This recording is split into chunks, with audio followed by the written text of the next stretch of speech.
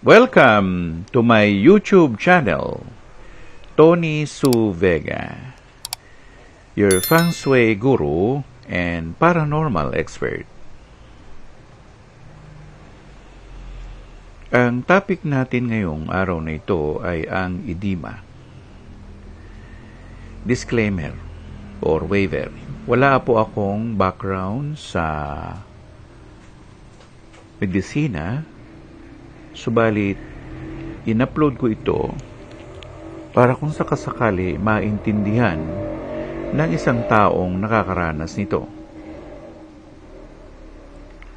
Na ito ay tinatawag na edema o sa lokal na salita natin, manas. Pero maraming klase po ang edema. Ang isang edema ay tinatawag na peripheral edema. Tinatamaan nito yung paa, yung bukong-bukong, yung binti, kamay, braso. Yan ang tinamaan ako, yung peripheral edema. Ikalawa naman, yung pulmonary edema. Ito ay nangyayari kapag maraming fluid na naikokolekt sa lungs o sa baga at nahihirapang huminga o may mahirap huminga. Ang ikatlo naman ay ang cerebral edema. Ito ay nangyayari sa ating utak. At ang ikaapat ay tinawag na macular edema. Ito ay isang seryosong komplikasyon ng diabetic retinopathy o isang tao na mayroong diabetes. Sa akin, mahaba-haba rin ang pagkakaroon ko ng edema. Inaabot rin ng mga ilang buwan. Sa loob ng isang linggo, 2 beses kong pinamamasahe o pinapahilot diyan sa may bandang Mandaluyong. Ngayon, akala ko masusolusyonan ng paghilot ng isang naghihilot ng edema. Hindi naman. Dahil como ako ay isang albularyo rin, tinapalan ko siya ng tuba. Kabilang kamay at paa at binti, tinapalan ko ng tinatawag na tuba at ito ay pinainit ko. Ilalagyan ng langis ng mihis ko, tapos iinitin, tapos ilalagay niya sa aking paa. So, sa mga subscript, yan ang edema. We call it edema. Peripheral edema, pulmonary edema, cerebral edema, and macular edema. Peripheral edema affects the feet, ankles, legs, hands, and arms, while the pulmonary edema occurs in the lungs, making us to breathe difficultly. And then the cerebral edema happens in the brain, while macular edema is a more complication or a serious complication of diabetic retinopathy. Yan. Minsan-minsan itatranslate natin para ang mga makikinig natin na hindi mga Tagalog o hindi mga Pilipino ay maintindihan yung pinagsasabi natin dito. Pero gagawin natin halo. Taglish or Tagalog and then English. Pagkatapos, inabot nga ng kalahating taon, pinagtitiisan mo siya, masakit yung edema. Napakasakit nito. Ngayon, may mga napagtanungan ako, ang akala nila nakukulam sila o may kumukulam sa kanila. Alam mo naman ng mga Pilipino. So sometimes it is taken for a witchcraft or black magic, but it is not. This is simply edema. And then, napagbintangan din yung mga umiinom ng maintenance medicine, gaya ng losartan at saka ng amlodipine. Hininto ko ang amlodipine kasi nagme-maintain na rin ako ng uminom niyan. Nagalit sa akin yung Korean doctor ko. Sabi niya, delikado yan sa'yo. Pag inatake ka, paano na? O di lalong mas mahirap, sabi ng doktor sa Tagalog. Sa English. It is not advisable for us to stop taking meds for blood pressure like amlodipine or shall we call losartan or something to do with blood pressure. It has nothing to do with that. It is fluid. It is excess fluid. Sobrang tubig sa loob ng katawan. So, meron naman akong doktor na acupuncturist nga na si Dr. Dejin Kang o Daniel Dejin Kang. Doktor din talaga siya at siya ay nasa bandang Pasig, Ortigas Center.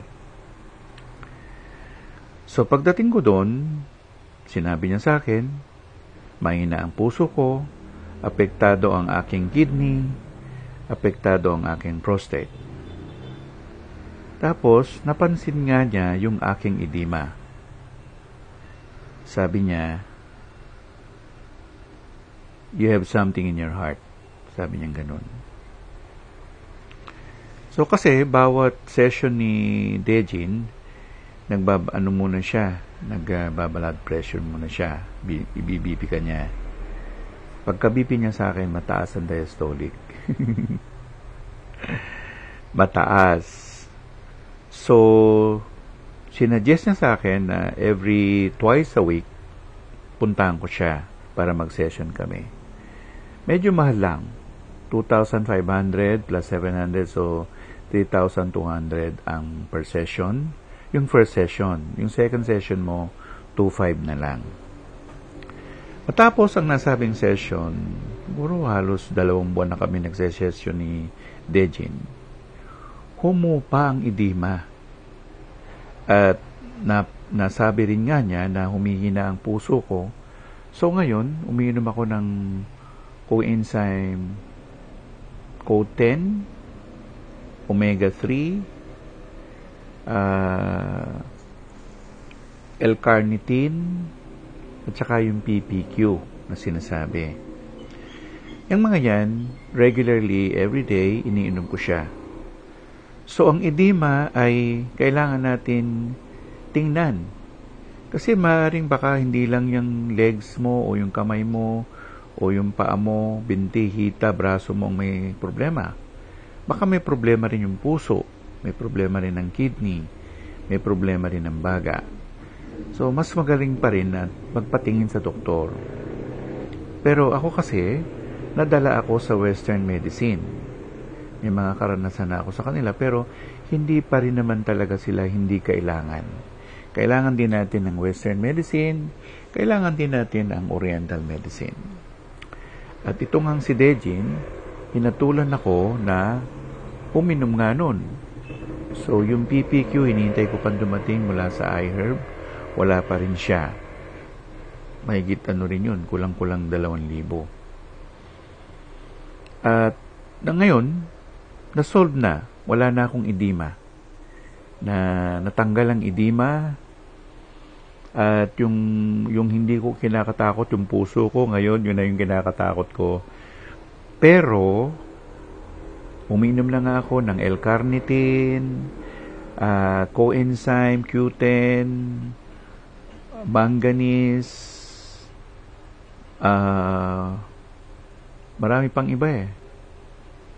Halos 12 tableta ang ininom ko araw-araw. Ngayon po, ang edad natin hindi lang tayo senior, lumagpas na tayo sa sa quota. Kaya mga kagaya kong mga ganitong edad, kailangan niyo talagang magpatingin sa doktor. At kung hindi na kayo na-satisfy sa isang doktor, magpatingin pa kayo sa ibang doktor. Magpatingin kayo lalo na sa isang Oriental medicine doctor. Mas nalalaman nila. Pero minsan, merong tinatawag na budol. So, medyo bantayan din natin. Dahil kung hindi natin iingatan ang ating sarili, paano tayo magkakaroon ng long life? Paano natin may enjoy yung buhay natin? At yun din, bottom line, sinasabi lagi sa akin ni Dejin Kang na ang lahat ng sakit daw ay nanggagaling sa stress. tensyon. So, matutong maglibang. Daming paglilibang. Pwedeng maglakad ka sa kalye, wag naman yung mausok. Pwedeng pumunta ka sa baybay dagat kung malapit kayo sa karagatan. O dito sa Kamaynilaan, pumunta ka sa Dolomite. O pumunta ka sa Manila Bay. O sumakay ka ng bangka, papuntang Rosario, Cavite. Sa ibang lugar naman, maraming kabundukan. Pwede kayong mag-mountain hiking, maglakad-lakad. O isa pang masarap na gawing libangan, yung pamimili. Mamalengke ka. Alamin mo yung mga presyo. Huwag ka lang masasyak. Dahil napakamahal na ng bilihin kahit saan. Pero mapapalad pa rin tayo mga Pilipino dahil nag-i-enjoy pa rin tayo ng peace and harmony. At ang mga tao naman ay okay naman ang mga tao. Minsan lang mayroong mga pasaway ng konti. So as much as I can, I want to advise everyone who is experiencing edema not only to see a Western doctor or Western medicine doctor, but also an Oriental medicine doctor like Dejin Kang. And there are very much professional doctors.